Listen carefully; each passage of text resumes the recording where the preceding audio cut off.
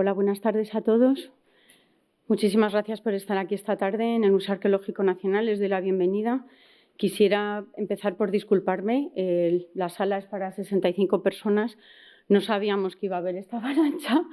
Mis compañeras de difusión me habían dicho que iba a ser aquí. La otra sala, que normalmente es la más grande, es la de 180, está preparada para un concierto que va a haber mañana. Entonces, no teníamos la disposición, con lo cual siento si veo que están ustedes sentados en el borde o... Lo siento muchísimo. Disculpen si en algún momento ven que no están cómodos, lo puedo entender. El vídeo se va a subir dentro de relativamente poco, pero normalmente cuando son conferencias de este estilo es hasta llenar aforo. No sabíamos que iba a haber tal cantidad de gente y sí que es verdad que hay gente que se ha tenido que marchar porque no nos está permitido que queden de pie detrás. Dicho esto, espero que los que estén pues que lo puedan disfrutar, obviamente, y sentimos las molestias. Bien, bueno, como les decía, bienvenidos al Museo Arqueológico Nacional. Hoy tengo el enorme placer de dar la bienvenida a Lucía Díaz Iglesias en esta conferencia que ella va a impartir dentro del ciclo de Arqueología Española en el Exterior 3. Ya es la tercera sesión. Ella nos va a hablar sobre su excavación, sobre el proyecto que llevan, que se llama Tras las huellas de los escribas del Reino Nuevo en Tebas. Y brevemente les explico quién es Lucía. Bien, pues Lucía estudió Historia en la Universidad Autónoma de Madrid, licenciándose en 2004. Cursó los estudios de doctorado en la Universidad de La Laguna, en Tenerife, donde obtuvo el título del DEA, y posteriormente su doctorado europeo con la tesis doctoral sobre la proyección mitológica de Heracleópolis Magna, contextualización, continuidad y transformación en los mitemas heracleopolitanos en fuentes funerarias y cultuales. Ambos trabajos fueron elaborados bajo la dirección de Miguel Ángel Molinero Polo. Y durante su investigación doctoral tuvo estancias en Liverpool, en Tübingen y en la Universidad Libre de Berlín, así como en la Universidad de Basilea.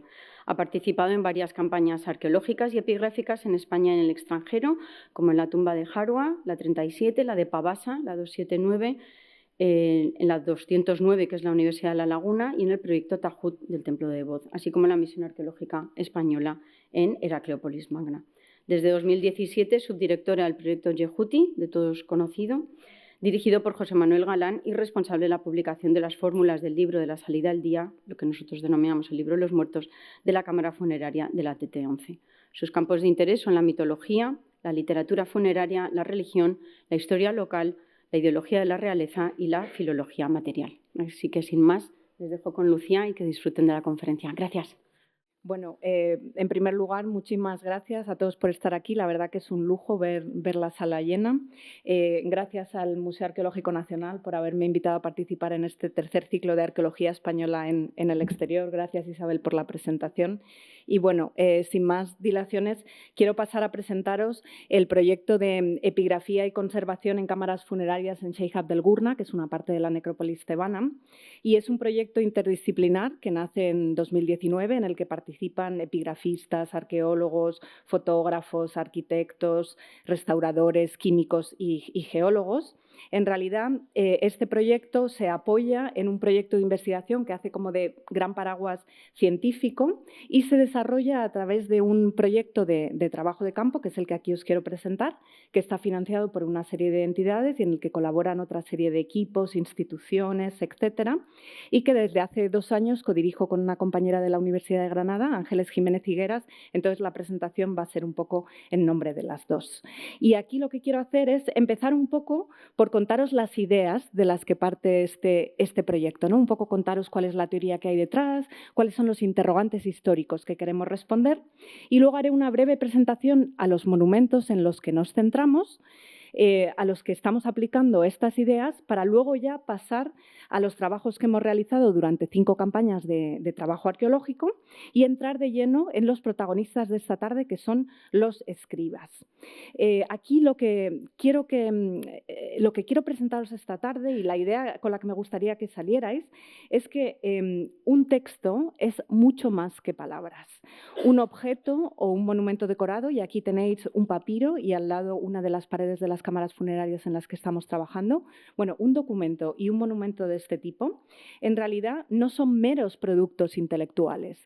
Han conservado muchas huellas físicas y muchos rastros que nos permiten adentrarnos en aspectos sociales y culturales muchísimo más amplios. Y en el proyecto, combinando epigrafía con restauración, con arqueología y con química, lo que pretendemos es reconstruir o intentar reconstruir todo el proceso que lleva a la creación de este tipo de objetos y de monumentos y acercarnos a las personas que copian estos textos. O sea, que vamos a intentar un poco rescatar del olvido a escribas que vivieron hace 3.500 años. No son estos son muy anteriores, pero es un poco la idea de que vamos a intentar llegar a estas figuras que están detrás de los textos. Y antes de seguir más adelante, quiero contaros que el proyecto se centra en textos funerarios. Son un tipo de composiciones que tienen una serie de características.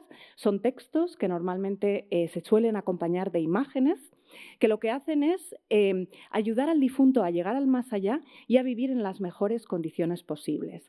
Este tipo de composiciones se escribieron sobre una gran cantidad de superficies y se transmiten a lo largo de los siglos. Nosotros nos centramos en una superficie concreta que está ubicada en las partes subterráneas de las tumbas y enseguida veremos en qué consiste esto. Los estudios de corte filológico tradicional han tendido a centrarse en una serie de aspectos y han priorizado, por ejemplo, el contenido, es decir, leen estos textos buscando información sobre creencias religiosas, creaciones mitológicas, cómo es el más allá que espera a los egipcios, o han hecho estudios de tipo de transmisión textual. Esto significa que desde las fuentes más recientes hacia las más antiguas tratan de ver cómo se ha modificado un texto que es copiado, como digo, a lo largo de los siglos. O se han centrado en los aspectos lingüísticos y formales, es decir, en la escritura, la gramática, etc. Pero desde los años 80, desde 1980 y sobre todo desde el cambio de milenio, se ha producido un cambio en la forma de entender este tipo de composiciones con un nuevo enfoque que se llama nueva filología o filología material, que revierte completamente la tendencia anterior y que parte de la idea de que un texto es una combinación de elementos intelectuales, físicos, visuales, materiales, y que en realidad es una especie de ventana, casi como una instantánea, que nos permite acercarnos a un periodo histórico y mirar a sus protagonistas desde un punto de vista bastante privilegiado, ¿no? Le damos una vuelta completa a cómo se veían los textos, porque un texto implica un soporte. Hay que elegir la superficie sobre la que se va a trabajar y hay que prepararla de una manera concreta. También implica una técnica y una tecnología, ya sea que se usen unos pinceles o unos cinceles o cualquier elemento punzante. Implica también una técnica de escritura, de grabado, incluso de borrado, de corrección de los signos. Esto es algo que saben mucho las personas que se dedican a los diseñadores gráficos, es que detrás de un texto el formato hay que cuidarlo mucho. Se elige el tipo de letra, el color, el tamaño, la disposición. Importa mucho si se coloca en líneas, en columnas, si se hace en forma de tabla, si se acompaña de elementos iconográficos. Y un texto también implica un proceso. Como nos ha llegado como un resultado, un objeto, como un monumento, se nos olvida que detrás de la escritura hay todo un proceso que como digo, está por detrás y es un proceso tanto intelectual como material que se materializa en la escritura. Y también tenemos que pensar que a lo largo de la escritura se cometen fallos, hay correcciones, ¿no? Hay toda una cadena de pasos que se van dando. Detrás de un texto también hay un contexto. Podemos pensar, por ejemplo, en una serie de condiciones de trabajo, una luz, una ventilación, una postura corporal, pero también hay todo un contexto histórico y cultural detrás de ello. Y por último llegamos a unos actores. Detrás de un texto también hay una serie de protagonistas y en este caso nos vamos a centrar en la figura de los escribas, que forman un colectivo especializado. En el caso que nosotros estamos estudiando en el proyecto, es un colectivo que está especializado en la copia de textos funerarios a partir de un modelo, pero también hay individuos con sus características particulares, ¿no? Entonces, cuando estudiamos los objetos y cuando estudiamos los monumentos egipcios que están decorados con textos y con imágenes, nos encontramos con varias lagunas.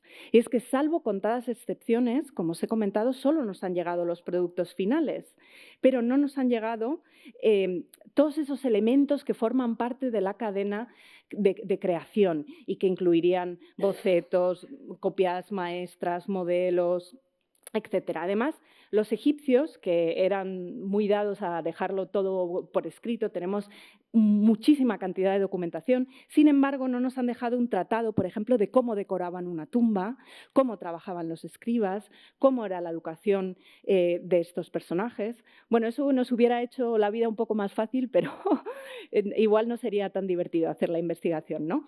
Entonces, tampoco conocemos, por último, a muchos escribas por nombre propio, porque muchos de ellos no solían firmar sus obras.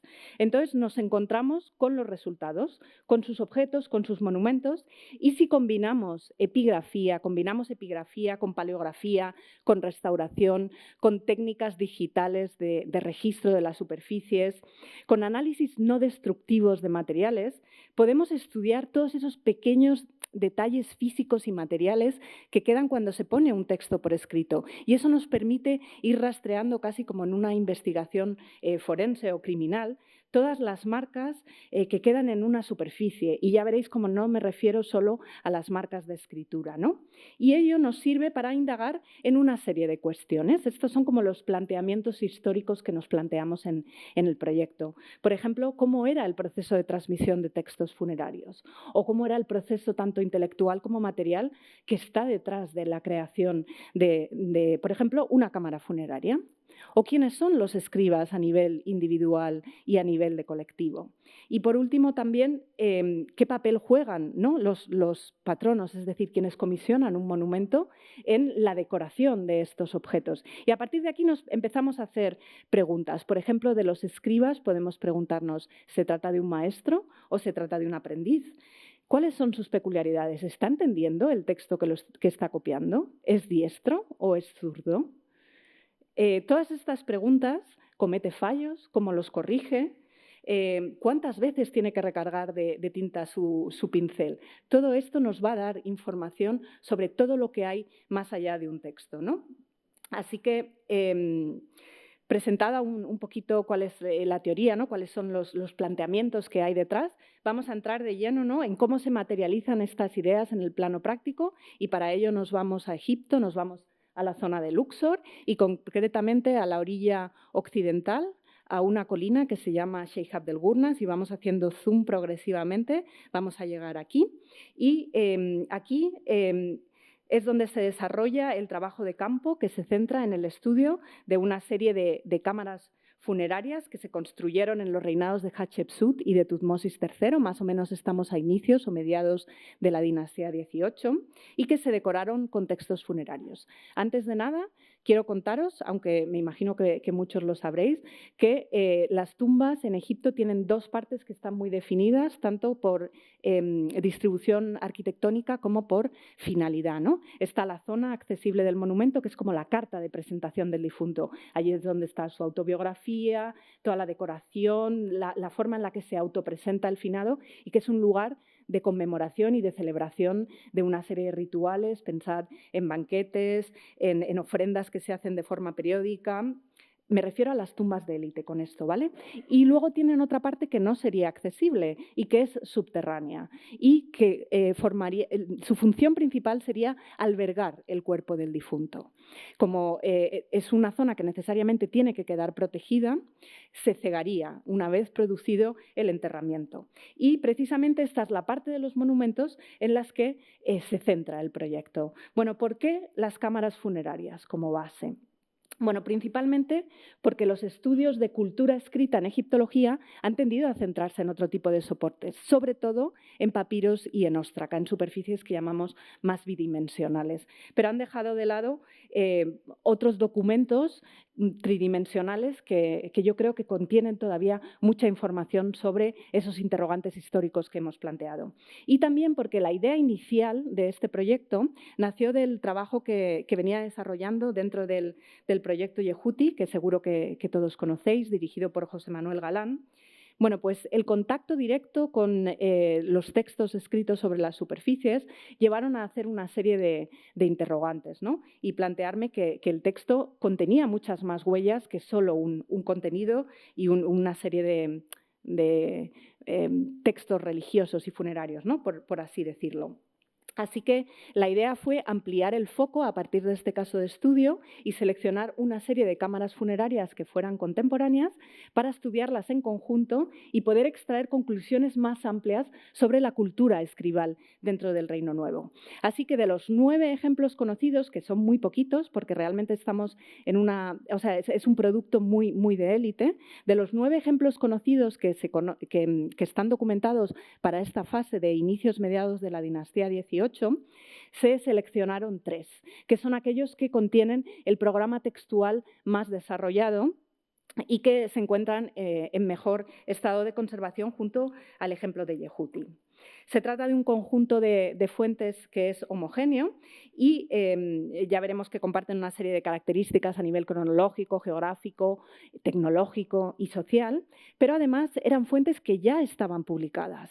Eran conocidas a partir de publicaciones que hicieron equipos que excavaron allí hace entre 40 y 120 años y mirando en sus memorias nos dimos cuenta, bueno, pues que estaban desfasadas un poco para los estándares del siglo XXI, para los nuevos interrogantes históricos. Muchas veces contenían fotografías que eran muy generales de las paredes o que simplemente estaban hechas en blanco y negro, ¿no? Y aquí veremos cómo, aplicando esos nuevos enfoques teóricos y metodológicos de los que he empezado hablando, puede sacarse jugo a monumentos que ya han sido excavados y que ya han sido publicados. Vamos a ver rápidamente cuáles son las características comunes de estas fuentes. Cronológicamente, todos los propietarios están documentados durante el reinado conjunto de Hatshepsut y Tutmosis III o en el reinado solitario de Tutmosis III. En verde he marcado la fecha de la última atestiguación de los propietarios de estas tumbas, lo que quiere decir que sus monumentos son anteriores. Y más o menos se construyeron en un plazo entre el 1470 y el 1450 a.C. Lo que si tenemos en cuenta cálculos de generaciones de unos 20 años, nos indican que los escribas que participaron en la decoración más o menos eran contemporáneos. Además, geográficamente, todos los monumentos se encuentran enclavados en la zona de Sheikh Abdel Gurna y están muy próximos entre sí. A nivel tecnológico también comparten una serie de características. La decoración se ejecuta con la misma técnica y con el mismo sistema de escritura. Son textos que se copian con pinceles sobre una superficie blanquecina de estuco. No son textos tallados. Seguro que si alguno conoce la cámara de Senemut me dice, pero es que a Senemut no la has incluido. Digo, pero Senemut está tallado. Eso implica un proceso más, un paso más allá y entonces hemos perdido la mano de los escribas porque queda oculta detrás de los talladores. Entonces, todos estos se ejecutaron con la misma técnica y el sistema de escritura, está a medio camino, es lo que llamamos jeroglíficos cursivos, está a medio camino entre los jeroglíficos, aquellos que tienen formas muy bien definidas, donde reconocemos todos los referentes de la realidad. Seguro que han visto un montón de... reconocen los jeroglíficos perfectamente porque guardan un parecido con la realidad muy notable. Los jeroglíficos cursivos, están a medio camino entre los jeroglíficos y el hierático, que ya es una versión más abstracta y mucho más cursiva. Todavía se reconocen los referentes de la realidad, porque pueden ver, por ejemplo, distintos tipos de pájaros por aquí, pero las formas están más abreviadas y muchas veces no tienen tantos detalles interiores. A nivel social, los propietarios de estos monumentos pertenecen a la alta élite, son personajes que ocupan los más altos cargos administrativos, están en la jerarquía muy cercanos al rey o al visir, o son directamente el visir, como en el caso del visir Useramón. Es decir, también ocupan, lo sabemos por sus biografías en los monumentos, tienen cargos religiosos, están presentes en los templos, seguramente tendrían conocimientos de textos religiosos. En cualquier caso, tienen suficiente capacidad económica para amasar recursos y llevarlos a sus monumentos funerarios y decorarlos. Si estas son las características generales, los monumentos también tienen una serie de características singulares que me gustaría resaltar porque por eso también han sido escogidos. La tumba de Useramón es la única en el Reino Nuevo de un personaje privado que se lleva textos que contemporáneamente estaban usando los reyes en el Valle de los Reyes. Es decir, un personaje privado que accede a textos de la realeza y que los usa para su cámara funeraria. Y el caso de Najmín resulta excepcional porque es uno de los muy pocos ejemplos para los que conocemos el producto final y el modelo intermedio, porque se han encontrado 8 óstraca que usaron los copistas para transcribir los textos a las paredes. Estos son fragmentos de caliza que están escritos por las dos caras y que serían los que los copistas llevarían a la tumba para copiar la decoración. Entonces, esto sí que antes les he dicho, se han perdido muchos de los pasos intermedios, pues Najmín resulta excepcional, porque los manuscritos originales se conservarían en las bibliotecas de los templos, seguramente en rollos de papiro, en rollos de cuero, pero no se llevaban a los lugares de trabajo porque uno no quiere que se deterioren. Entonces se produce una selección de esos contenidos, se copian en un soporte intermedio, que en este caso son óstraca, pero puede ser, en otros casos pueden ser papiros, no lo sabemos. Sabemos este caso de estudio concreto, se copian en estas superficies de piedra y se usan para monumentalizar los textos. Se pasa de un soporte pequeño a un espacio tridimensional y los escribas los desechan cuando terminan su trabajo. Así que en Egipto, como os he comentado antes, muchas veces no se ha conservado este modelo intermedio y en la mayor parte de los casos no se han conservado las bibliotecas en los templos, porque esta serie de construcciones estaban muy cerca de la zona inundable y entonces se han perdido, se han quemado también en numerosas ocasiones. Por eso el caso de Najmín nos resulta tan fundamental, porque podemos utilizarlo como caso de estudio para reconstruir toda la cadena de transmisión de un texto. Es verdad, nos falta la primera etapa, ¿no? Pero podemos ir viendo cómo se pasa de ese modelo intermedio al producto final. Y vamos ya directamente a las cámaras funerarias. Os presento la colina de Sheikh Abdel Gurna. Aquí se encuentran la TT87 y la TT61. Es un trechito el que hay que subir, lo sabe si alguno ha estado allí, pero nos permite tener unas vistas que la verdad son bastante envidiables. Y subimos por dos lados distintos, según vamos a la TT87. Aquí está Rejmire, que seguro que muchos lo conocen. Podemos subir por este lateral o a la TT61 por el lado contrario. Muchas veces empezamos el trabajo a primera hora de la noche y en el camino de ida vamos viendo directamente la luna cuando subimos a la tumba de Useramón, pero media hora después nos damos la vuelta y está amaneciendo. La verdad que las vistas son espectaculares. Lo sabe bien mi compañera Ángeles Jiménez, que se dedica también al estudio del paisaje, cómo el paisaje marca mucho la ubicación de estos monumentos, ¿no? Pero aunque estas son nuestras vistas privilegiadas de la oficina, nosotros nos metemos dentro de los pozos. Estamos como a unos 10 o 14 metros de profundidad y ahí se desarrolla el proyecto de epigrafía y conservación, que tiene como 5 ejes que lo vertebran.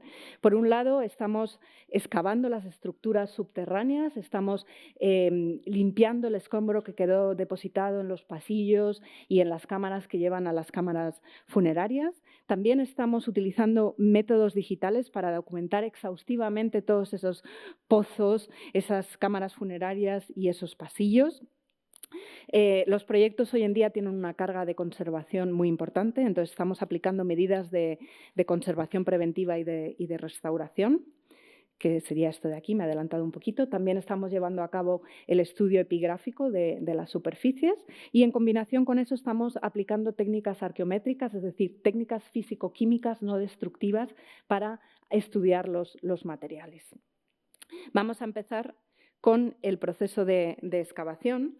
De las tareas arqueológicas se encarga un equipo de la Universidad de Granada dirigido por Ángeles Jiménez Higueras y lo que están haciendo es terminar el trabajo de los equipos que nos precedieron en el tiempo y que excavaron desde principios del siglo XIX hasta principios del siglo XX hasta prácticamente finales de ese siglo, ¿no? En la tumba TT87 lo que hicimos fue desmontar este muro de piedra que tienen ustedes aquí. Este muro de piedra en realidad formaba parte como del relleno de los pozos. El primer arqueólogo, no sé si llamarlo arqueólogo, bueno, fue un químico, excavador, filántropo de principios del siglo XX, Sir Robert Mond, un inglés que además sufragó con su propio patrimonio muchas de las excavaciones restauraciones, limpiezas, protección de estas tumbas en la necrópolis. Sir Robert Mond lo que hizo fue, con este murete de piedra, construirlo en medio, ir poniendo de lado el escombro que le venía un poco entre medias hasta llegar a la cámara funeraria, que era lo que a él le interesaba. Y cuando los alemanes en los años 70 y 80 llegaron, pusieron ese muro contra la pared y encontraron una serie de materiales arqueológicos. Nosotros decidimos levantar todas estas piedras con un sistema de tracción de poleas mecánico que tienen ahí, despejar completamente el espacio. No encontramos ningún material arqueológico, los alemanes fueron muy exhaustivos, pero sí que conseguimos despejar todo el espacio y poder documentarlo con mucha más precisión. Y, por ejemplo, registramos todas las marcas que quedan de las distintas fases de construcción de este monumento. Algunas ya las habían registrado los alemanes y en algunas se quedaron un poco cortos, pero todas estas marcas que ven aquí, no sé si se ven, estas marcas rojas, son estas aquí para indicar un poco a los talladores la dirección de la piedra. También encontramos 2 muros de cierre. Aquí los alemanes solo habían encontrado estos y nosotros encontramos un segundo muro de cierre. Aquí estaría la cámara funeraria, por cierto.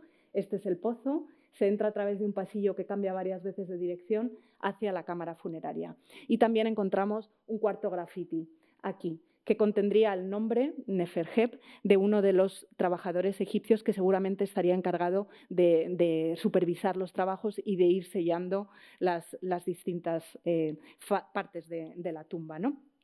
La situación que nos encontramos en la otra tumba, en la del visir Useramón, era completamente distinta. Aquí también había excavado Sir Robert Mond con su sistema un poco de apilar los materiales. Él había construido estos 2 muretes aquí en una cámara superior. Aquí tenemos un pozo, un pasaje descendente y la cámara funeraria. Pues esto, que es como la cámara superior, él había construido un muro de piedra seca y como su intención era a través de este pasillo llegar a la cámara funeraria, todo el material que encontraba en estrago fragmentario lo puso al otro lado. Y desde hace 120 años nadie lo había tocado. Entonces, este año también se procedió a la limpieza de todo este escombro, se despejó completamente el espacio, ha salido mucha cultura material y restos humanos en estado fragmentario que todavía estamos en proceso de estudio. Espero igual en otro ciclo poderles avanzar un poquito qué es lo que se ha encontrado.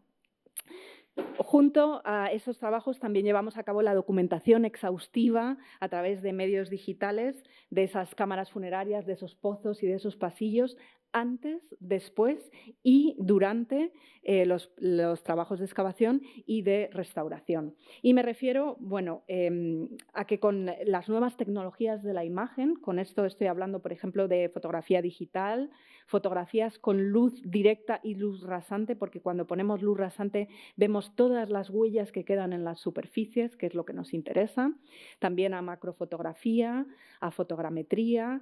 Bueno, todo esto nos permite documentar los materiales antiguos con un nivel de precisión inimaginable hace unas décadas y lo podemos documentar en 2 y 3 dimensiones. Luego también usamos distintos programas de procesamiento de imágenes que nos permiten manipular todos los parámetros de las fotografías, aplicamos distintos filtros que sacan a la luz, por ejemplo, los pasajes escritos en tintas rojas, o aplicamos técnicas fotográficas que nos permiten ir más allá de lo que el ojo humano puede ver.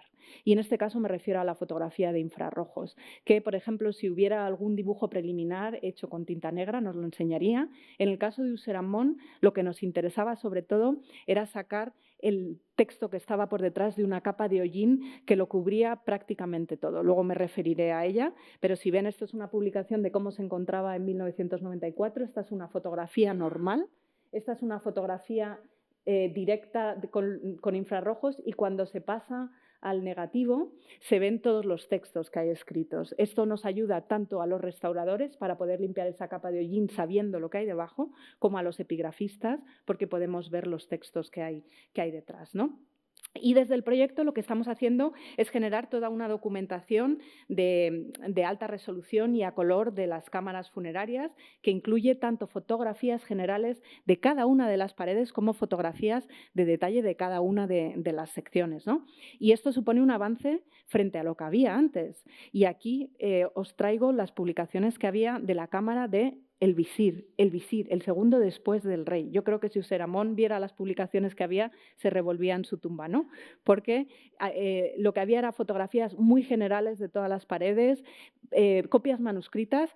Eran un logro para la época, con las condiciones que había de iluminación y todo, pero hoy en día podemos hacer este tipo de fotografía que realmente nos permite seguir la huella de los pinceles de los escribas, ¿no? Que luego veremos a qué es, a lo que queremos llegar con todo esto. Y también estamos avanzando en la generación de nuevos planos mucho más detallados. Estos son los planos que publicó el Sir Robert Mond en 1905, perdón. Este era el muro que él construyó entre medias del que antes os había hablado. Estos son los planos que dejaron los alemanes. Y poco a poco, con la fotogrametría, bueno, pues estamos generando, como veis, tanto planos como secciones que cada vez son más detallados e incluyen elementos del paisaje. Y el proyecto también tiene una carga de conservación y de restauración importante, porque en el momento en que fueron descubiertas y excavadas las cámaras funerarias no se aplicó ninguna medida de conservación y restauración. Tenemos la suerte de que los arqueólogos alemanes que trabajaron hace 40 años siguen vivos, hemos tenido entrevistas con ellos a través de Zoom y nos han contado todos los trabajos que hicieron y en su momento no aplicaron medidas de restauración y conservación. Entonces, lo primero que hicimos nosotros, con un equipo de restauradores que en la actualidad está dirigido por Nacho Bermeja, lo primero que se hizo fue analizar todos los factores de deterioro de las superficies y entender las causas que hay detrás.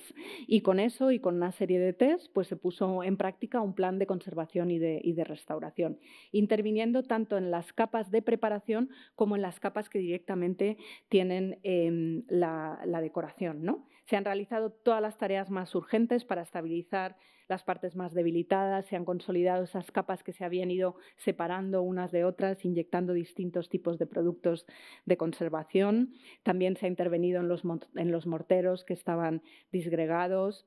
Se ha procedido a rellenar las grietas con distintos tipos de escayola, con morteros de cal y utilizando piedras del entorno. Donde había agujeros, pues hemos utilizado esos morteros, hemos puesto todas esas piedras, hemos procedido a sellar las lagunas de forma que conseguimos estabilizar todo completamente. Y las lagunas más grandes donde podíamos reposicionar fragmentos, hemos procedido también a hacerlo. ¿Con ello qué conseguimos? Bueno, lograr estabilizarlo todo y devolverle una unidad visual también al conjunto, ¿no? En el caso de Najmin fue bastante sencillo porque había muy pocos fragmentos que dejaron los equipos alemanes. En el caso de la tumba de Useramón todo se complica mucho más. Aquí tenéis una parte baja de las paredes que tiene la letanía de Re, donde se procedió a colocar como un experimento para ver qué tal funcionaba los primeros fragmentos. En Useramón tenemos cientos de fragmentos que hay que ir devolviendo poco a poco a las superficies y hemos empezado con ello, pero como os digo va a ser una tarea lenta y ojalá el año que viene también os pueda traer un poco más de avances de cómo va el trabajo. Porque Useramón fue víctima de robos en los años 70, se puede seguir muy bien por los reports que dejaron los suizos. Ellos volvieron en 2 momentos a hacer el trabajo epigráfico y en uno de los momentos concretos se encontraron con que parte de las paredes habían sido destrozadas, pero todo el puzzle quedó en el suelo, salvo los fragmentos más grandes que lograron llevarse los ladrones. Entonces tenemos las fotos antiguas, tenemos el puzzle en el suelo, está todo mucho más complicado porque los fragmentos se han hecho pequeños, pero estamos intentando devolver las paredes un poco a como habrían sido. Y luego en la capa pictórica pues está interviniendo, limpiando poco a poco las superficies con distintos sistemas. Estos son las gomas Wishap que quitan esa capa un poco como grasienta y la verdad es que se consiguen resultados increíbles en el tema de las tintas y sobre todo se está actuando sobre esta capa negra, que es una capa muy, muy brillante, que está muy pegada a la superficie, que es resultado de una serie de incendios que hubo en el interior, no sabemos cuándo, pero que han generado que el hollín se quede pegado a las paredes y también que las capas antiguas hayan sufrido deterioro. En Useramón, con ayuda de los químicos, parece ser que se dio una capa de preparación primero, se copiaron los textos y encima se dio otra capa de protección. Y esa capa ha sufrido deterioro con los incendios, con lo cual es muy difícil limpiarla porque corres el riesgo de llevarte los signos de detrás. Aún así, los restauradores la verdad es que están consiguiendo unos resultados verdaderamente increíbles que nos están permitiendo documentar los textos con muchísima más precisión. Y también estamos llevando a cabo con un equipo de geólogos del Museo de Ciencias Naturales una medición de las condiciones ambientales para llevar un plan de conservación preventiva. Fijaros el impacto que tiene en la humedad relativa y en la temperatura los meses del año o las semanas del año en las que trabajamos. Y también intervenimos en el exterior, en los pozos. Esta era la situación inicial que nos encontramos cuando llegamos a la tumba de Najmín. Esta era una cancela de barras de metal que estaba embutida en cemento y teníamos que romper todos los días el cemento y volver a construirlo todas las tardes si queríamos acceder. Así que, como era poco práctico, lo primero que hicimos fue instalar una cancela abatible, gracias a Ignacio Forcadell. Pusimos una malla romboidal, creamos todo un murete para elevar la estructura y evitar que siguiera entrando escombro y que también entraran pajarillos. Lo primero que encontramos fueron murciélagos dentro. Entonces, bueno, era una forma también de contribuir un poco a toda la conservación del monumento. Y ahora entramos en el estudio epigráfico. Aquí, ¿qué queremos hacer? Bueno, queremos entender cómo se planificó y cómo se ejecutó la decoración de estas cámaras funerarias, lo que cubre todo el proceso, desde la preparación de las superficies, la escritura de los textos y la inclusión de una serie de imágenes. Y partimos de una serie, de un análisis muy minucioso de todo el soporte material, de un estudio de los signos lingüísticos que tiene y de otras marcas que quedan. Me voy a referir también a marcas no lingüísticas. Con esto quiero decir que un texto, por ejemplo, una marca no lingüística sería el uso de dos distintos colores, porque los egipcios tienen una escritura continua y para poder localizar ciertas partes del texto, por ejemplo, un título o un colofón, se utiliza el rojo, mientras que en negro se escribe el cuerpo del texto. Pues todo esto nos da información más allá del texto, ¿no? Y este tipo de estudio epigráfico que hago en colaboración con mi compañero de la Universidad de La Laguna, con Daniel Méndez, en realidad es un trabajo colectivo donde también intervienen los restauradores. Ya hemos visto que estudian toda la superficie, la técnica de ejecución antes de intervenir sobre ella. También tenemos a los fotógrafos que ayudan con la documentación. Los químicos que nos van a proporcionar información sobre los distintos materiales y consultamos los informes geológicos de la zona. Y con eso, pues analizamos todo el proceso técnico que subyace a la decoración de una cámara funeraria, ¿no? Hemos establecido una estratigrafía que a través de distintas capas lleva desde la roca madre que vemos aquí, que sería una piedra caliza, por distintas capas de mortero para regularizar la superficie, hasta la capa blanquecina que es sobre la que se pinta. Y buscamos las huellas de las personas. Por ejemplo, nos encontramos con huellas de dedos de personas que están regularizando la superficie o en las zonas perimétricas precisamente. O sea, la zona central es la que más trabajada está, pero en las zonas que bordean es donde vemos las huellas de los utensilios que han ido trabajando. Y aquí vemos las huellas que dejó una llana, un instrumento que usaríamos hoy en día a la hora de hacer los movimientos. Y podemos reconstruir incluso los movimientos circulares de 85 centímetros, que es el movimiento que una persona puede hacer con el brazo semi-extendido. Aquí tenemos a una persona que está preparando también la superficie y extendiéndola. O cómo se cubre con pintura blanca, ¿no? Determinamos que se usan unas brochas de 7 centímetros de grosor en distintas direcciones, ¿no? Todo eso para poder preparar la superficie. Y una vez está preparada, pues a lo que se procede es acotar el espacio con líneas horizontales y verticales. Y si nos fijamos en la parte de arriba, en cómo se superponen los trazos y las huellas de la tinta, los trazos van de izquierda a derecha, lo que quiere decir que es un diestro el que los está haciendo. Entonces, se trazaría primero la parte de arriba, por ejemplo, en el caso de Najmín, luego se preparan todas las columnas y luego se hace la parte de abajo. Y luego se procede a escribir los textos en la dirección en la que tienen que ser leídos, de derecha a izquierda. Están usando este tipo de instrumentos, que es lo que llamamos un junco o una caña o algún tipo de ramita. Son elementos vegetales que se cortan en bisel o que se preparan con la punta redondeada y que permiten trazar un montón de signos, tanto redondeados como rectos, y que cada signo pueda tener detalles como los bigotes del conejo que tenéis aquí, o que a medida que se va desvaneciendo la tinta podamos ver el rastro de las fibras que dejan estos pinceles, ¿no? La comparación entre las dos cámaras, bueno, estos pinceles son distintos a los cálamos que utilizarían, que introduciría el mundo grecorromano, ¿no? La comparación de las dos cámaras en las que estamos trabajando, Useramón y Najmin, nos acerca a las circunstancias en las que se produce el trabajo, que es muy acelerado en Najmin y con pocos recursos frente a lo que vemos en Useramón. Y eso se ve desde el principio, por la calidad de los materiales que están usando, porque los materiales a veces no llegan hasta el suelo. Fijaros que en Najmin parte queda sin cubrir y eso hace que esté también que toda esta parte se pueda ir deteriorando, mientras que en Useramón está en la superficie mucho más regularizada. En Najmin no se pretendió hacer paredes rectas, sino que toda la superficie está llena de irregularidades, de cambios de plano, de superficies cóncavas, convexas. Imaginaros la cantidad de problemas que le generaría a un escriba el tener una superficie irregular sobre la que ir trabajando, ¿no? Y también vemos diferencias en el propio ancho de las columnas. En Useramón es completamente regular porque están usando estas pequeñas marcas para, imaginaos nosotros con un folio que queremos hacer divisiones de columnas, que vamos dejando pequeñas marquitas, pues lo mismo hacían ellos. Mientras que en Najmin las columnas son completamente irregulares y seguramente se trazaran a mano alzada.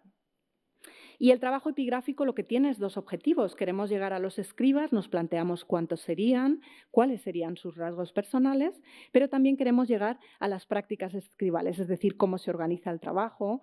Si os acordáis, como tenemos los Ostraca, podemos ver cómo es el proceso de copia desde ese modelo al soporte final y cómo se está adaptando el escriba, ¿no? Está copiando literalmente ese modelo, lo está transformando de alguna forma. Esas son un poco las cosas que nos planteamos, teniendo en cuenta las condiciones de trabajo en un espacio que llamamos subterráneo y confinado. Es decir, son habitaciones, que lo tengo ahí abajo, son habitaciones de pequeño tamaño, la temperatura es elevada, la humedad es elevada, hay una escasa circulación del aire, tenemos que imaginarlos con sus sistemas de iluminación, con lámparas de aceite, una iluminación muy, muy reducida, ¿no? Entonces, si vamos a la primera pregunta, ¿cuántos escribas? Lo que hemos hecho ha sido crear un protocolo para distinguir manos de escriba. Y no os asustéis que no voy a explicar todo esto, pero utilizando distintas técnicas que vienen de campos como la epigrafía, la paleografía, la historia del arte o el análisis forense de la escritura, lo que hemos hecho ha sido delimitar estas categorías de análisis y englobarlas en distintos grandes grupos, como son los aspectos generales, es decir, todo lo que tenga que ver con la distribución, luego los aspectos específicos de los signos y luego todo aquello que englobamos dentro de las prácticas de el ir escribiendo, ¿no? Y con eso vamos a ir viendo algunas de estas categorías. Vamos a partir de la cámara funeraria de Najmin, porque ahí el trabajo ya ha sido terminado. Spoiler, hemos descubierto a 3 escribas, uno que escribe más que el resto, que es al que hemos llamado el jefe, que es el A, uno que es el B. Bueno, el A más bien es el currante, el que hace la mayor parte de los textos. El B es el jefe, ya lo veremos, y el C es el aprendiz, también lo veremos. Pero, por ejemplo, en los aspectos generales, ¿en qué nos fijamos? Pues en el tamaño de los signos y en la distancia que hay a las líneas de delimitación. Fijaros que los escribas A y B son los que escriben los signos más grandes, que muchas veces pisan los bordes de delimitación, mientras he dicho A y B, creo, son A y C, mientras que B lo que hace es escribir los signos de tamaño mucho más pequeño y deja casi como unos márgenes laterales respecto a las líneas de delimitación de las columnas. Si nos fijamos en los aspectos más específicos de los signos, ¿en qué nos fijamos? En el módulo. El módulo es la proporción alto-ancho de los signos, es decir, si tienden más a la horizontal o a la vertical, o en el caso de las aves, si están más echadas, más tumbadas o menos tumbadas, ¿no? Por ejemplo, esto marca una diferencia entre los escribas. Y algo en que se fijan mucho los análisis paleográficos es la morfología, es decir, cuando tenemos un signo, qué forma exterior tiene el signo, cuántos detalles interiores tiene. Y la gente que se dedica a estudios paleográficos lo que dice es que hay que fijarse en los signos que son más usuales, porque todo esto, ir reflexionando también a cómo escribimos nosotros, ¿no? Los signos más usuales son los que se hacen de forma más mecánica, mientras que los que son más elaborados implican que se presta mucha más atención y eso no nos sirve para hacer las comparaciones paleográficas. Y además, también los signos más generales presentan un inconveniente y es que tienen distintas variantes que van desde las más elaboradas a las más sencillas. Y esto lo vemos con el signo de la cara, cómo poco a poco se puede ir llenando de detalles interiores. Pero bueno, teniendo en cuenta estas salvedades, se hacen tablas paleográficas para comparar los signos de los distintos escribas. Y aquí vemos que el escriba B es el que traza los signos más detallados, que muchas veces se aproximan a los signos jeroglíficos, que tienen detalles interiores, que tienen líneas dobles, como en el flagelo del difunto que está aquí sentado, o directamente fijaros en el signo jeroglífico, mientras que los otros están optando por la versión hierática, él se aproxima mucho al signo jeroglífico. Y si miramos los signos de A y de C, son muy próximos entre sí, pero C parece que los está ejecutando con mayor dificultad, como que no se sintiera tan seguro, como si estuviera intentando imitar las formas de A. Lo que luego veremos nos lleva a la conclusión de que a lo mejor C podría ser un aprendiz que estaría intentando imitar las formas del maestro, que sería A. Otra categoría en la que nos fijamos es el ductus. El ductus es cómo se construye un signo. Y aquí nos fijamos en cómo la tinta se va desvaneciendo y cómo se superponen los trazos. Y vemos en qué dirección, en qué orden y en qué secuencia se escriben los signos. Porque hay distinciones entre los escribas. También hacemos estas tablas. Pero además el ductus nos marca una diferencia entre escribas más avanzados y menos avanzados. Porque los más experimentados escriben los signos con mayor fluidez. Es decir, necesitan levantar menos veces el pincel de la superficie, mientras que si nos vamos a nuestro escriba C, que hemos llamado el aprendiz, tiene que descomponer un mismo trazado en varios segmentos. Por ejemplo, fijaros aquí, mientras que ellos lo hacen en solo uno, C tiene que usar 3, lo mismo que aquí. Tienen menos soltura en el manejo de los pinceles. Si nos vamos a la tercera categoría, que es la de la práctica escribal, hay una serie de elementos clave, como son los signos hieráticos. Antes hemos comentado cómo el jeroglífico cursivo está a medio camino. Aquí estamos a medio camino entre el jeroglífico y el hierático. Pero los escribas en Egipto aprendían al revés que nosotros, aprendían en hierático y poco a poco iban avanzando hasta distintos estadios, hasta el jeroglífico. Al estar copiando un texto en jeroglífico cursivo, es normal que muchas veces reviertan a formas en hierático de forma casi mecánica, lo que hace que nos encontremos con signos hieráticos en mitad de un texto escrito en jeroglífico cursivo. Y hay escribas que utilizan más signos hieráticos que otros, y eso nos sirve para distinguirlos. Otra cosa es el grosor de los trazos, que depende de cuánto se apriete el pincel contra la superficie de escritura. Y vemos cómo los signos de B están, su grosor es mucho menor que en el caso de A y de C. Si nos vamos al manejo de los pinceles, a cuántas veces hay que recargar de tinta en el tintero el pincel, se puede seguir casi la huella de la mano del escriba, porque hay diferencias entre los signos inmediatamente anteriores, que se va desvaneciendo la tinta, con aquellos donde se ha tenido que recargar y la tinta está mucho más negra. Y lo que nos encontramos es que los escribas B y C tienen que recargar el junco con mucha más frecuencia que el escriba A, porque el escriba B hace signos mucho más elaborados y eso requiere que use más tinta. Mientras que el escriba C hemos visto que no se siente tan seguro en sus trazos, que muchas veces los tiene que descomponer, con lo cual también tiene que recargar con más frecuencia. Y luego aquí hay una cosa que viene de análisis forense de escritura, que es lo que llamamos calidad de la línea. Esto se está grabando, ¿no, Isabel? Digo, sí. Porque iba a preguntar cuántas veces ha intentado alguien falsificar una firma de una persona. ¿Lo puedo preguntar? Creo que solo me están grabando a mí, ¿no? Pero no, salimos todos. Bueno, voy a preguntarlo de otra forma. ¿Alguien ha cogido un texto antiguo y ha intentado imitar las formas? Sí, eso sí, ¿no? Y sabe que va más lento, ¿no? Y seguramente el perfil le sale cerrado. Bueno, pues los forenses, cuando intentan distinguir quién ha imitado una firma, se fijan en si el perfil de la línea que sale es recto o es cerrado. Porque cuando uno escribe lento porque está intentando imitar lo que tiene delante, la línea le sale un poco torcida y no le sale recta. Entonces, si nos fijamos en el escriba C, los bordes de los signos, no sé si los veis, no son tan nítidos como estos. Esto tiene que ver un poco con la calidad de la tinta que está usando, con que Bausch seguramente esté escribiendo un poco más lento, ¿no? Entonces, todo esto también nos sirve para distinguir unos escribas entre otros. Y luego la corrección de los fallos. ¿Cómo se corrigen los fallos?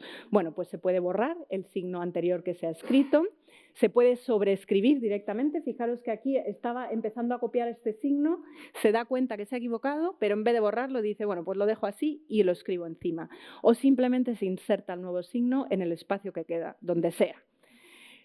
Nosotros mismos nos distinguimos en cómo corregimos los fallos, porque hay gente que es muy exhaustiva y no se ve lo que hay debajo, y otra gente que no lo hace tanto. Bueno, pues los escribas también. Y entonces hay veces, tenemos al escriba A, que no borra tan profundamente y entonces se ve la huella del signo anterior, que es en el que se ha equivocado. Y tenemos al escriba B, que normalmente nos deja un manchurrón. Y entonces podemos distinguir uno de otro, ¿no? El hecho de que el texto que esté copiado por C, al que hemos llamado aprendiz, no tenga ninguna corrección, igual nos hace ver un poco que está transcribiendo más lentamente su modelo, ¿no? Con cuidado de reproducirlo fielmente. Bueno, pues el segundo objetivo que nos habíamos marcado es cómo se organiza el trabajo. Y ya que tenemos a los 3 escribas, pues podemos hacer una distribución. Y vemos que A, al que habíamos llamado el currante, se ocupa del primer panel, del segundo y del tercero. Creo que antes no había dicho que en Najmin los textos están distribuidos en 3 paneles, ¿no? Pero para que aquí lo veáis, el tercero, aunque lo tenemos así dividido, es un panel continuo. Bueno, pues A es el que se encarga de la mayor parte de los textos. B es ese que hacía los signos muy detallados, se ocupa solo de una serie de columnas continuas. He dicho, perdón, me he ido a C. B, que es este que hace los signos más detallados, interviene 3 veces, alternándose con A. Y aquí tenemos al que hemos llamado el aprendiz, que solo copia una serie de columnas seguidas ahí en un espacio intermedio. En el caso, hemos dicho que estamos trabajando en 2 tumbas. En el caso de Useramón, todo se complica mucho más porque hay muchísimos más textos. Hemos empezado a hacer tablas de paleografía y hemos distinguido ya 7 manos. Y todavía nos queda alguno más. Si os acordáis, cuando os he dicho hay una diferencia entre Useramón y Najmin en los recursos que están usando y en el grado de detalle, aquí se ve, Useramón era el visir. Aquí está invirtiendo muchos más recursos materiales y humanos en la decoración de su tumba. Y estamos haciendo una distribución de las manos de escriba, que también nos da alguna sorpresa, porque como nosotros pensamos cómo sería lo más práctico, a veces no era como ellos trabajaban. Pensamos lo más práctico es hacer un panel y que un escriba se encargue a lo mejor de las leyendas que acompañan a unas imágenes. Aquí vemos escribas que se están turnando dentro de las leyendas que pertenecen a un mismo cuadro, ¿no? Entonces, hay toda una serie de elementos sobre los que tenemos que pensar cuando mapeamos las áreas copiadas de cada escriba y ver un poco, entender cómo era el proceso de trabajo y que no se trabajaba, no se acababa una sección y se pasaba a la siguiente. Estamos intentando entender cómo se turnarían los escribas. Y eso, por ejemplo, como en el caso de Najmin hemos dicho que tenemos los Ostraca que utilizaron, nos está dando muchas más pistas. Estos son materiales que tienen entre 20 y 30 centímetros y cuando los hemos medido miden exactamente lo que un DIN A4. Y al principio pensábamos que no eran muy manejables, pero en el proceso de excavación nos encontramos con piezas que eran muy parecidas a los Ostraca. Y aquí tenéis a Iman Hajjaj, nuestra inspectora del año pasado, sosteniendo una de estas piezas en la mano. Eso sería un Ostraca, que estarían copiando los escribas para transcribir los textos a las paredes. Lo curioso y gracioso es que de los 8 Ostraca que hemos documentado, en un caso parece que se trastocó el orden de los textos. Imaginaos que estáis bajando al pozo con vuestros 8 Ostraca, llegáis allí y no están numerados, ¿eh? Y ahora tenéis que copiar una parte del texto y no sabéis el orden en el que va. Pues esto es lo que le debió de pasar a uno de los escribas y la investigadora suiza que lo ha estudiado se ha dado cuenta que este texto, que lo llamamos el 335, antes de que se publicaran los Ostraca nadie sabía lo que había pasado, porque empieza en el apartado 2, luego salta al 4, luego tiene el inicio, luego tiene... Nadie entendía nada y todos decían, una copia de un original corrupto. No, es que se le había perdido el orden de los Ostraca y entonces empezó cogiendo uno que no era el que era el del principio, ¿no? Entonces esto es un error que a mí me parece muy bonito porque vemos al humano que está detrás del trabajo, ¿no? Pero bueno, el siguiente paso en las comparaciones, cuando tenemos a nuestros 3 escribas, es que podemos mapear esos Ostraca. Aquí lo que tenéis es recto y verso de cada uno de ellos y podemos ver cómo se alternan esas manos. Y en un caso, sí, el cambio entre nuestro escriba C y nuestro escriba A se produce al terminar un ostracón, pero en otro se produce en mitad de un ostracón, lo que nos parece poco práctico, porque, y bueno, ¿y cómo lo han hecho? Estaba el escriba ahí y le ha dicho, toma, mira, me he quedado en este signo, o sabía leer y lo estaba entendiendo, pero por poco práctico que nos parezca, el cambio se produce al final de una columna en la pared. Es decir, que pudo llegar y dijo, este ha copiado hasta aquí, a mí me toca aquí en medio, o sea, a mí me toca aquí arriba. Bueno, pero ¿dónde estoy? En mitad de este ostracón, para que veáis que aunque nosotros pensemos qué puede ser lo más práctico, para ellos podía ser completamente distinto, ¿no? Y que con todas estas indagar en los escribas, pues podemos ir avanzando un poco. El siguiente paso, ya en las comparaciones, ya que tenemos el modelo y que tenemos la pared de la tumba, es ver todas las diferencias que vemos entre el modelo y la copia. Y en general la copia es bastante fiel al original, pero en cualquier cultura manuscrita, es decir, aquella que se transmite a mano, no hay un proceso mecánico de copia, sino que se introducen una serie de modificaciones que podemos llamar intencionales. ¿Y qué cambios vemos entre el modelo y la copia? Pues, por ejemplo, hay muchos cambios en la distribución de los signos. Ya saben que los egipcios no copian en una secuencia lineal los textos, sino que componen grupos imaginarios. Y cuando se está copiando, muchas veces se altera ese orden de esos cuadrados imaginarios. También se sustituyen unos signos por otros que son fonética o semánticamente equivalentes. Nos encontramos con cambios en los sistemas de escritura porque los óstraca tienen signos hieráticos que los escribas están transformando en signos jeroglíficos cursivos en las paredes. O, por ejemplo, casos de hipercorrecciones. A veces el escriba se da cuenta que el modelo tiene un fallo y lo corrige. Estos son modificaciones intencionales y a veces hay modificaciones no intencionales, que son fallos, que los veremos, son errores mecánicos que se producen en la copia y que también son muy, muy humanos, ¿no? Estas modificaciones son más de forma que de fondo. No están cambiando el sentido de unos textos religiosos que era necesario mantener un poco como tales porque tenían que retener su eficacia mágica para el difunto. Pero los cambios para nosotros son muy importantes como vía para conocer a los escribas. Nos indican cuál era su grado de formación y competencia, o por lo menos que tenían cierto grado de formación, porque son capaces de corregir algunos fallos. Además, disponen de un conocimiento profundo de la escritura hierática y jeroglífica cursiva. Hemos documentado 90 casos de conversión de signos hieráticos en jeroglíficos cursivos y un único fallo, es decir, que eran escribas que sabían moverse entre distintos sistemas de escritura. Y si además ahora cruzamos todos esos datos sobre las modificaciones intencionales de un texto con las manos de los escribas, podemos seguir sacando conclusiones.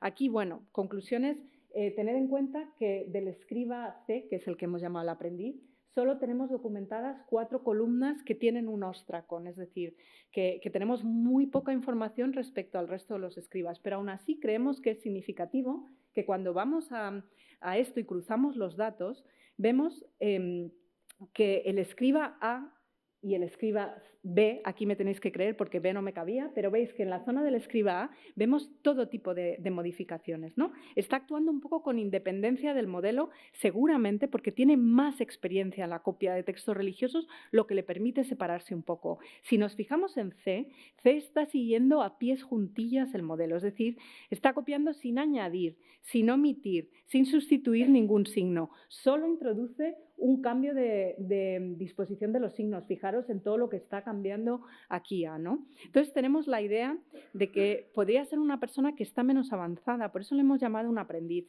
porque parece que está copiando meticulosamente su modelo, pero que no tiene la experiencia suficiente como para ser capaz de separarse de ese modelo, ¿no? Y de modificar con un poco más de alegría el texto que tiene delante. Y en el proceso se producen una serie, en el proceso de copia también se producen errores. Hay omisiones, hay sustituciones, hay adiciones, hay cambios de orden de los signos y también cambios de orientación.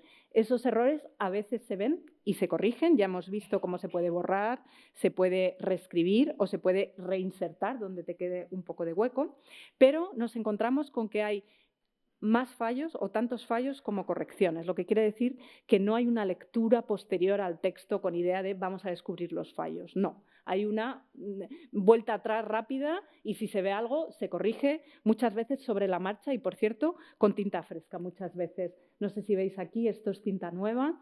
Entonces, la idea de las recargas también nos sirven para ir viendo cómo es el proceso de corrección.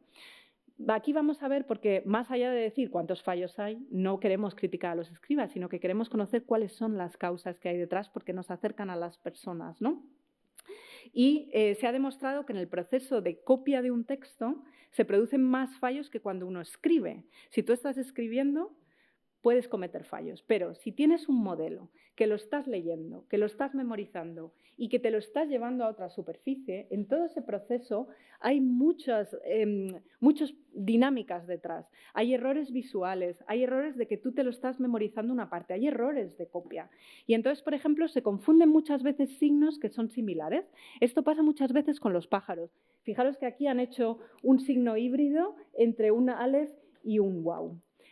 También se produce confusiones porque se repiten los signos que se acaban de copiar.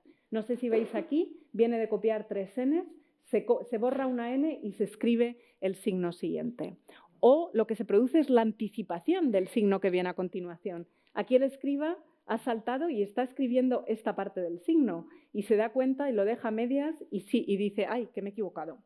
O sea, te equivocas por lo que acabas de copiar o lo que viene a continuación porque te estás anticipando o lo que hay en las columnas de los lados. Si es que copiar un texto es complicado porque aquí ha escrito un signo cuadrado. No sé si veis que lo primero que escribió fue un signo cuadrado y luego con tinta fresca lo convierte en el signo del cielo. O sea que hay todo, visualmente te están llamando la atención muchas cosas, pero es que tú no solo tienes el texto de la pared, también tienes el texto del modelo, que te puede llevar a equivocarte. No sé si, por ejemplo, cuando 2 párrafos empiezan igual en un libro, seguro que muchas veces os ha pasado que saltáis al párrafo siguiente, incluso cuando no empiezan igual. Bueno, pues aquí en este punto nuestro escriba estaba copiando y decimos, estaba en esta columna, ¿qué le ha pasado? Porque estamos viendo que hay este signo debajo. Pues lo que le ha pasado es que se ha saltado a la siguiente columna y ha empezado a copiar y luego se ha dado cuenta, ha borrado y ha seguido escribiendo. Con lo cual, todas estas cuestiones, ¿no? que con las que estamos un poco familiarizados también están un poco presentes. Y el último punto con el que quiero terminar ya es que estamos aplicando técnicas arqueométricas no destructivas, es decir, técnicas físico-químicas para analizar los materiales y profundizar en el conocimiento de la tecnología antigua. Y con esto tenemos a Santiago Sánchez y a Sagrario Martínez del Instituto de la Estructura de la Materia, también del CSIC. Aprovechamos un poco como el potencial interdisciplinar del CSIC. Y como un ejemplo de colaboración entre humanidades y ciencias de la materia, nosotros les invitamos a participar en el proyecto y les hicimos 2 preguntas. Bueno, simplificando un poco, les dijimos, queremos saber cómo se componía la tinta de los escribas. Porque, acordaros de lo que os he dicho al principio, los escribas nos han dejado muchos textos, pero no de muchas cosas prácticas. No sabemos cómo se fabricaba la tinta en la antigüedad en Egipto. Y queremos saber si hay diferencias entre los escribas, porque no sabemos nada, no sabemos si la tinta estaba centralmente distribuida, si tú ibas a un mercado y comprabas la tinta, si la fabricabas tú solo. Entonces, estas son un poco los interrogantes de los que partimos. Y las tintas, con técnicas muy complejas que yo sería incapaz de explicaros, de espectroscopía Raman y de infrarrojos, pero que sirven para analizar los componentes, lanzando un haz de luz y recibiendo la información con una serie de aparatos portátiles. Bueno, nos han dado como resultado que las tintas son productos de una estructura muy compleja en las que se mezclan componentes orgánicos e inorgánicos. ¿Y qué están usando? Pues como pigmento, el pigmento es lo que da color, pero no se puede usar solo porque es muy puro. Pero como pigmento para las tintas roja y negra tenemos por un lado yin y por otro lado tenemos óxido de hierro, es decir, hematite mezclado con arcilla. Una vez tenemos el pigmento, ¿qué les están metiendo también? Lo que llamamos dispersantes o cargas. Son una serie de productos que sirven para dar cuerpo y para alargar el uso de la tinta. Y en este caso se está usando carbonato, que procede de la caliza, de la piedra caliza, y sulfato, que deriva del mineral yeso. Y necesitamos algo que pegue esto entre sí. Necesitamos un aglutinante que sirva de medio para mezclar estos componentes y que a la vez dé consistencia a las tintas, que lo pegue contra la pared y que le dé más, que realce un poco el color. Esos son los aglutinantes. Y aquí vino la sorpresa porque encontraron cola animal y seguramente, aunque los materiales están muy degradados y no se puede saber, cera / aceite. Seguramente sea aceite porque la cera los egipcios no tenían una manera de disolverla y habría que derretirla, y cuando se derrite la cera se monta un berenjenal que es imposible hacer nada con ella. Digo la sorpresa porque la cola animal, frente a la goma arábiga, que es lo que normalmente se lee en la bibliografía, la cola animal hace falta calentarla para hacer la mezcla. Fijaros lo complejo que era. In situ, los escribas tenían que estar produciendo la tinta, manufacturándola, calentándola, con un producto que deriva, o sea, tú tienes tu cola animal porque coges las pieles de los animales, los tejidos conectivos, los hierves, los cuelas, los secas, te queda tu pastita, que es esto que tenéis aquí, que a temperatura ambiente es un poco gelatinosa. Recordar, cámaras funerarias, humedad, temperatura. Tienes que calentarlo para que sea líquido. Si te pasas calentando, y eso nos lo ha dicho el restaurador, aquello huele que te quieres morir. Y además deja de pegar. Entonces, todo esto complicaría mucho la vida de nuestros escribas. Y gracias, bueno, luego hablaré de ella, estamos haciendo un barrido por los distintos resultados que hay de la investigación para intentar matizar esto de la goma arábiga como aglutinante universal. La goma arábiga, por cierto, es lo que tienen todos los sobres. Si alguna vez alguien ha pegado un sobre, la goma arábiga con saliva a temperatura ambiente se convierte en un pegamento. Pero la cola animal, como os digo, complica un poco todo. Ya tenemos cómo son las tintas, diferencias entre los escribas. Pues aquí encontraron diferencias entre los escribas, porque el escriba B está usando menos aglutinantes y menos dispersantes que sus colegas. El escriba A está usando más calcita como para extender más, y nuestro escriba C, nuestro aprendiz, parece que está usando más aglutinante y más aceite. Eso hace que la tinta pues, quede un poco más desvaída. Acordaros del borde cerrado, de esa tinta, ¿no? Que no es tan negra, un poco del escriba C. Con lo cual la tinta parece ser de fabricación individual. Y con los datos que hemos obtenido, pues hemos empezado un proceso de experimentación. Aquí también os quería hablar de Ana González, que ha tenido una beca de introducción a la investigación conmigo en el CSIC. La verdad que trabajó muchísimo documentándose con distintos soportes, distintos materiales, para ver qué componentes estaban usando, qué es lo que se ha hecho de experimentación. Se ha hecho muy poco. Y con la experimentación lo que queremos es replicar para llegar a conocer más allá, para ver en qué orden se estaban qué cantidad de materiales se están usando y en qué orden se están mezclando. Porque los escribas esto lo tendrían como una cosa del día a día, pero nosotros no lo sabemos. Y partimos un poco, aquí la idea fue de Santiago, pues tenemos estos materiales, esto se parece mucho a una bechamel, vamos a empezar, fue literal, porque tenemos aceite, tenemos una grasa, que es la cola animal, y sabemos que la bechamel no sale igual en el orden en el que hagas las cosas. Entonces, probamos a moler, cómo de fácil es moler el carbón, cuánto de calcita, cuánto de carbón, de yeso le tenemos que meter, por qué es importante usar el yeso. Aquí el restaurador, también con todo su conocimiento de técnicas de materiales, nos está diciendo cuál es el valor añadido de ponerle aceite, ¿no? a una pintura. Todavía son cosas, como digo, en las que solo hemos empezado a trabajar, pero creemos que puede ser una línea interesante para conocer más a la figura de los escribas. Y bueno, esto también tiene una parte de que, aparte de que nos lo pasamos bien, estamos intentando replicar un poco cómo era el proceso de escribir estos óstraca, ¿no? Un poco, e intentar ver si era fácil, si era difícil, si era rápido, para qué sirven las columnas, cómo se trazan los signos, ¿no? Qué problemas tiene todo esto. Y con esto, bueno, pues quiero terminar, y me gustaría sí que estas ideas se quedaran como resultado de este proyecto y de esta presentación, que un manuscrito es más que palabras, que la escritura es un proceso mental y material que deja huella, y que es un proceso que está inserto en un marco histórico, social y cultural, y que a partir de todas estas huellas lo que podemos es ir hacia las personas comprenderlas un poquito mejor, recuperar parte de sus acciones y sus prácticas y ver un poco, bueno, pues todo lo que os he ido contando de nuestros escribas A, B y C, del jefe, del maestro y del aprendiz. Y con esto termino. Muchas gracias por vuestra atención.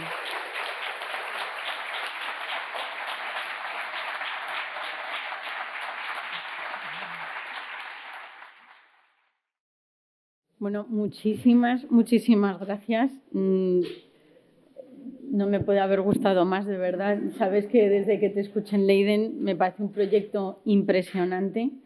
He estado cogiendo notas, me he quedado ya sin boli, o sea que lo último, espero recordarlo.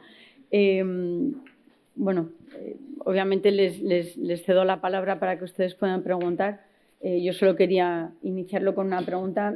Me parece maravilloso que algo que hemos tenido siempre delante y que probablemente nunca se le ha dado la importancia que tiene, como has dicho tú, de diseccionar no solamente los textos, sino ir más allá, no solo traducirlos y entender lo que ponen, sino quién lo ha hecho, en qué contexto, cómo, cuándo, en qué circunstancias, ¿no?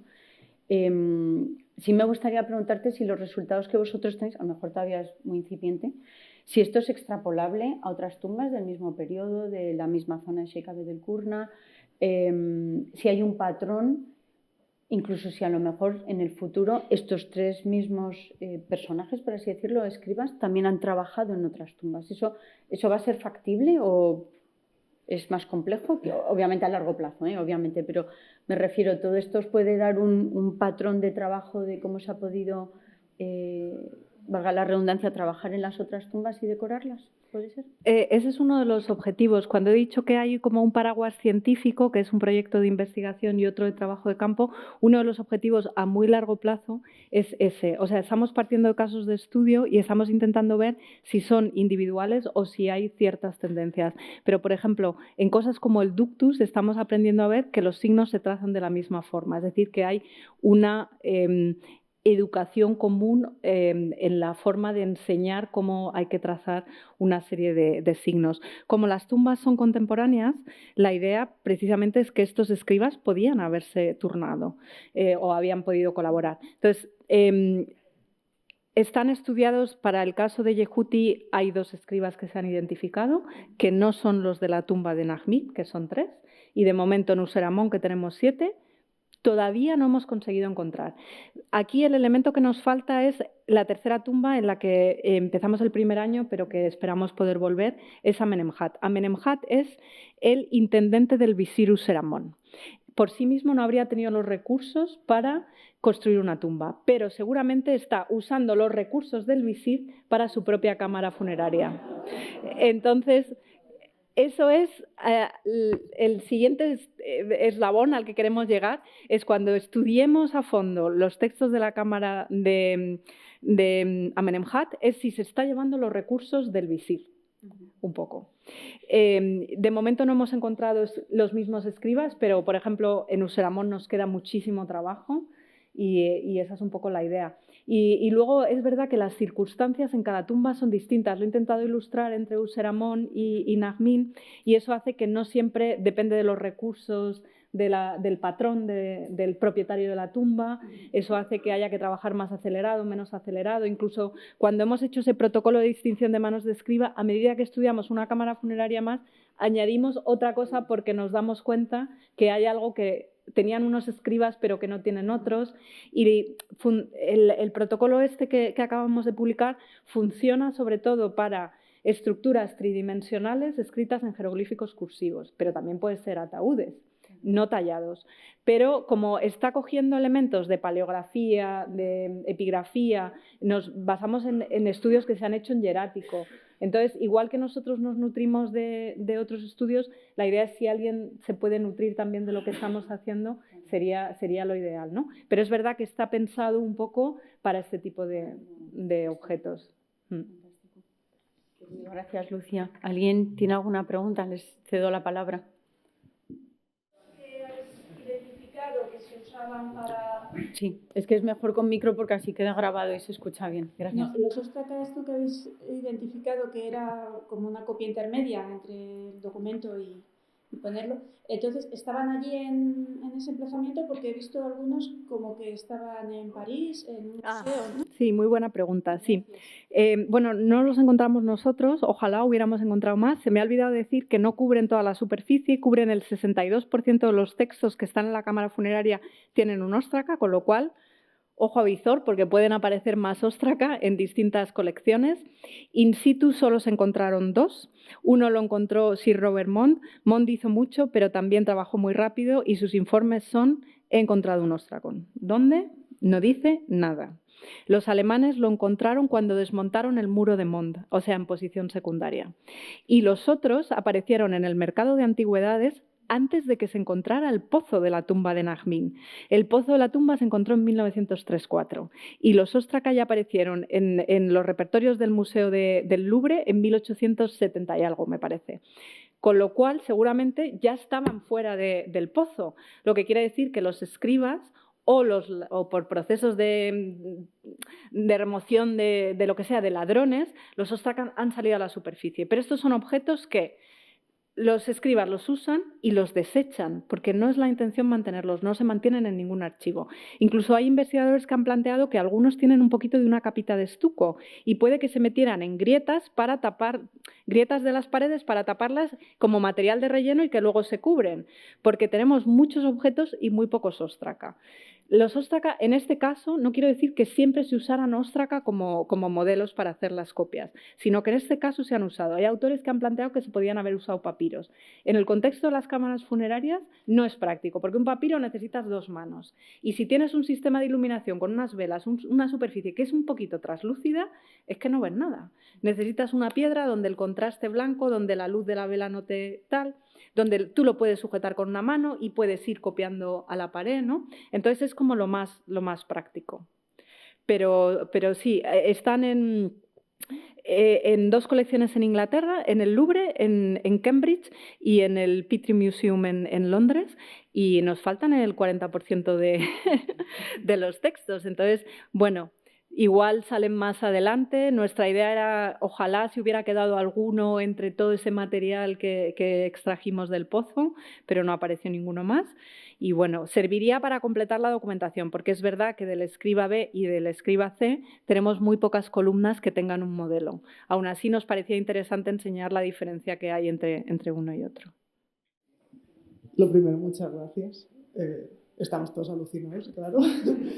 ¿Es posible ver también manos de escriba en los óstraca? Segunda parte del proyecto. El año que viene vamos a pedir la continuación del proyecto científico, de ese paraguas científico, ya en colaboración con mi compañero, con Daniel. Y la idea es ir a los museos y estudiar los óstraca. Y ver cuántas manos hay. Y si son las mismas que las que escribe en la pared.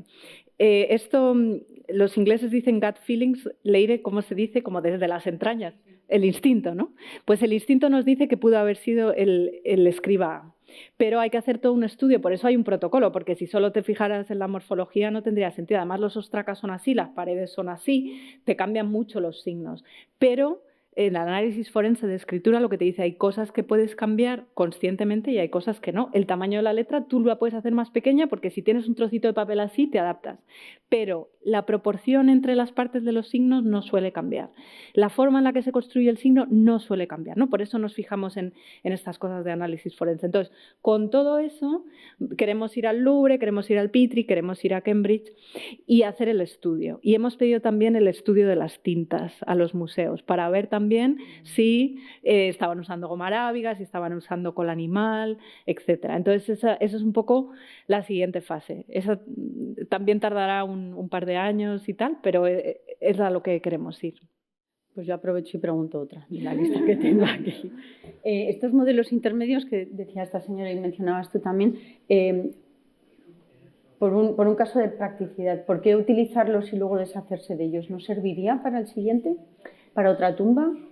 ¿Para otro momento en concreto? ¿O digamos que era tan fácil volver a escribirlo y reutilizarlo o no y deshacerse de ellos?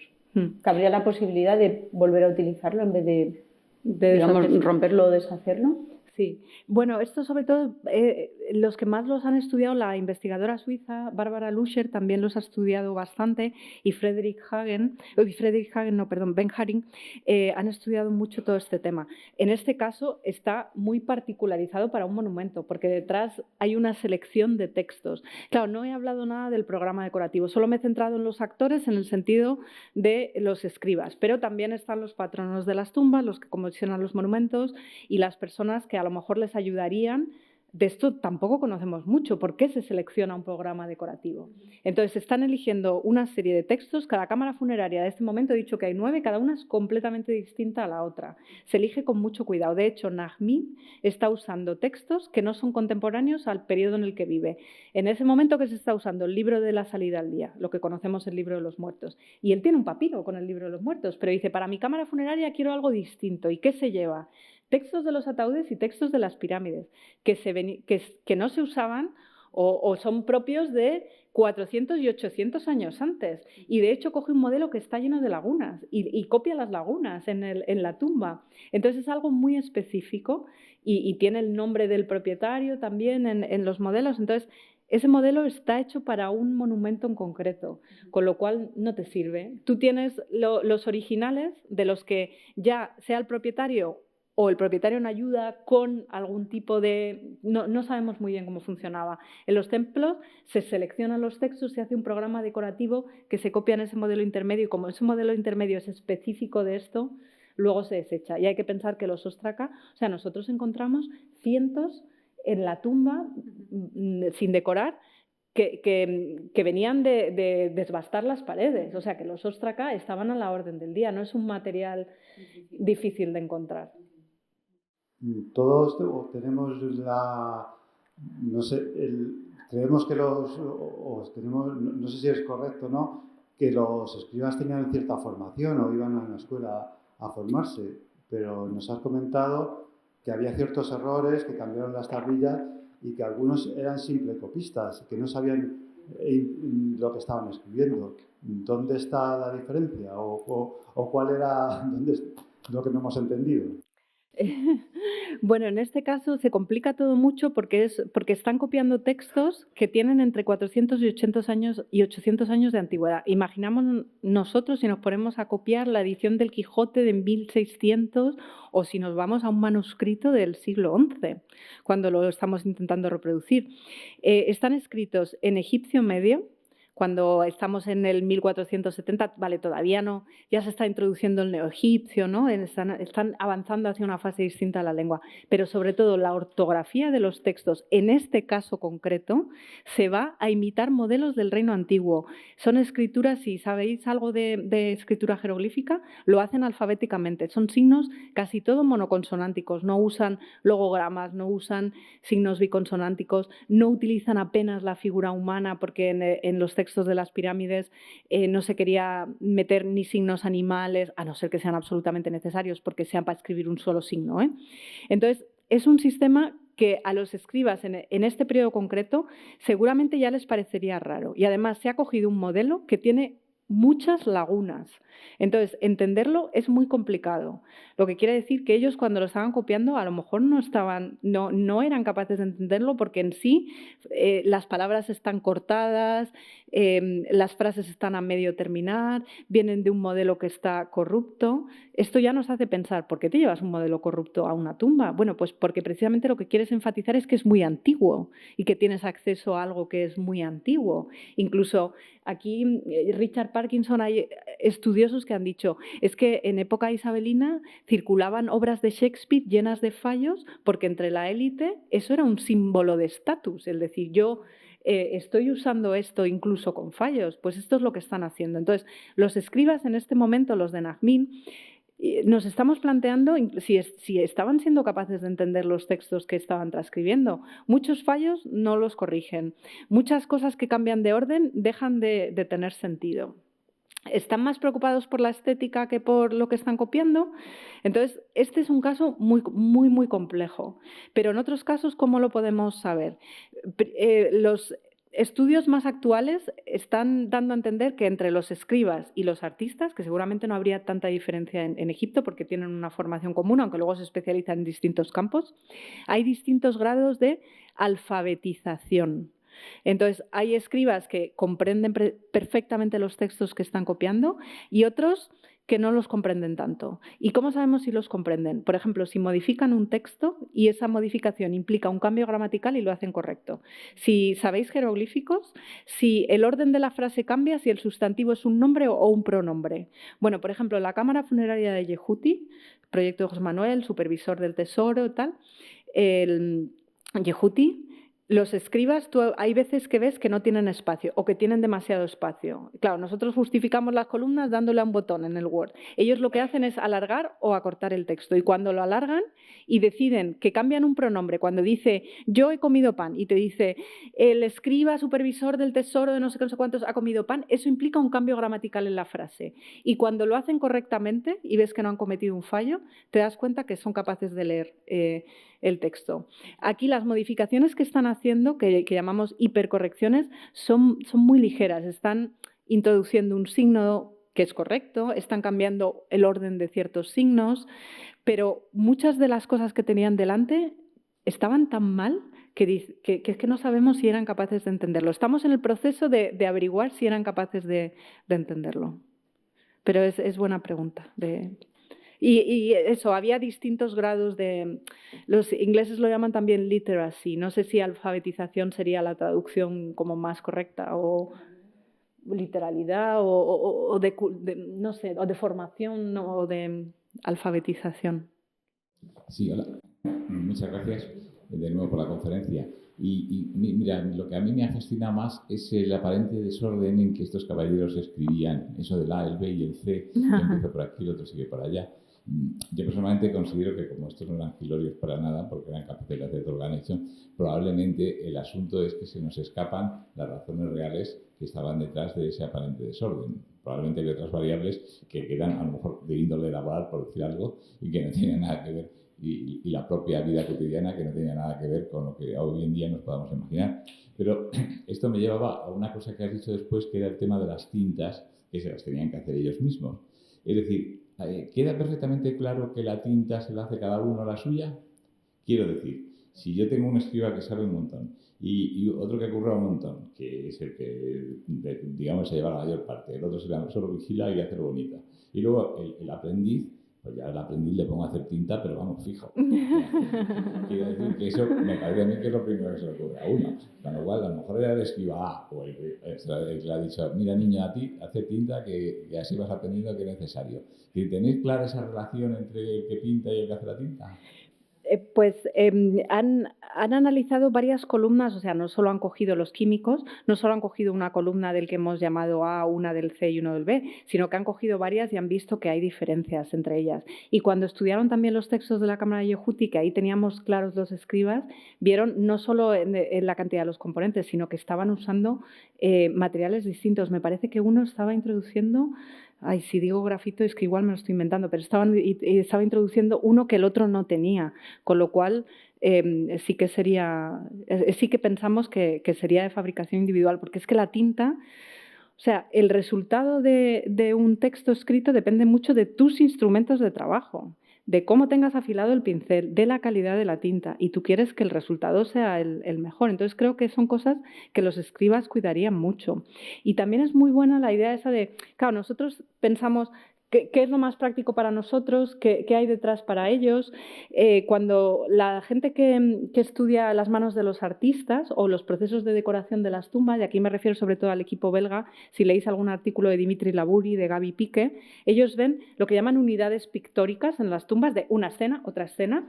No van un artista se encarga de esto, otro se encarga de esto. Hay escenas que quedan a mitad, que a veces solo se decora una parte o solo se incluyen los verdes o ha quedado solo la parte de arriba, el detalle sin terminar. Parece ser que la demanda de los artistas no siempre estaban disponibles. Entonces alguno decía, bueno, pues que tengo 5 días, venga, me dedico a esto, pero luego me tengo que ir a otra tumba donde acabo esta parte. Y no acababan una unidad y decían, me paso a la siguiente tumba. La disponibilidad, o sea, nosotros también pensamos en nuestras formas de trabajar y en lo que es lo más práctico, y a lo mejor ellos no estaban pensando de la misma forma. Es verdad que la alternancia entre las manos nos llama mucho la atención, pero también pasan papiros que a veces, que es lo que estamos empezando a investigar también, que se turnan en mitad de un capítulo del libro de la salida al día y dices, ¿y por qué lo haría? O en mitad de una línea.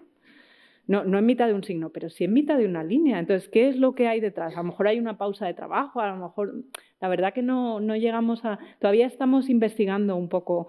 Como tú dices, puede haber miles de circunstancias detrás de eso.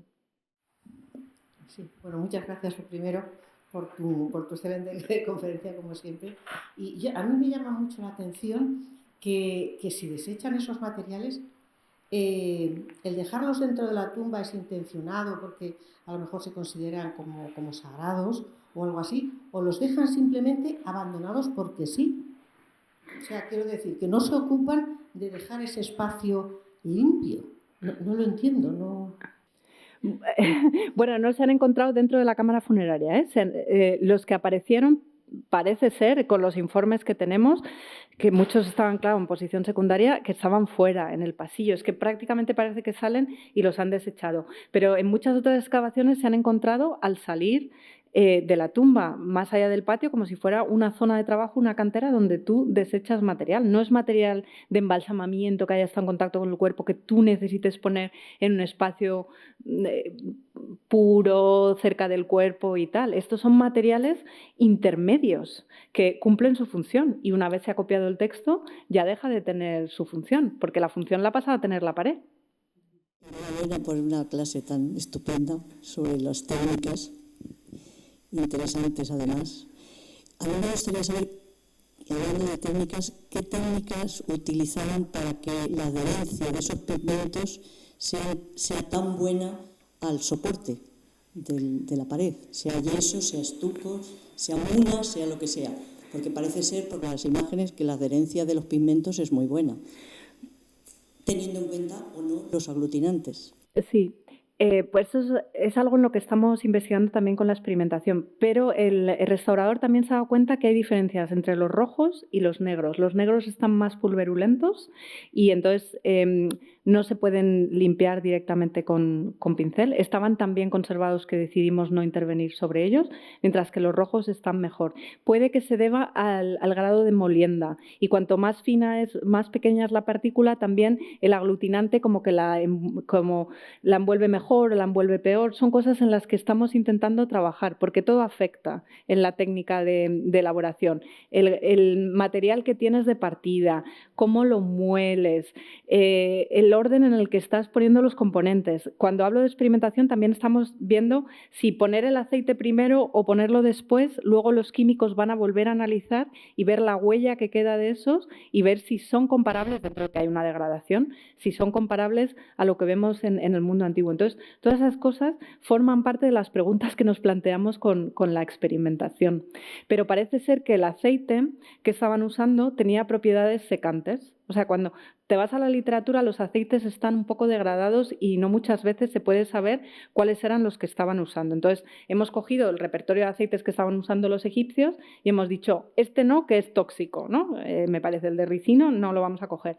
Pero con Nacho, que sabe mucho de técnicas, el restaurador, con Ignacio Bermeja, nos ha dicho, pues los aceites de lino, de linaza, tiene propiedades secantes, con lo cual es interesante que lo pudieran estar usando. Entonces, son con los que estamos también nosotros empezando esta fase de experimentación que está en sus principios. Y a lo mejor el aceite era, porque no se ha identificado en muchos casos, a lo mejor el aceite es lo que está ayudando a la fijación de los pigmentos o le está dando más untuosidad o más brillo. Es lo que estamos intentando averiguar con el tema de la experimentación.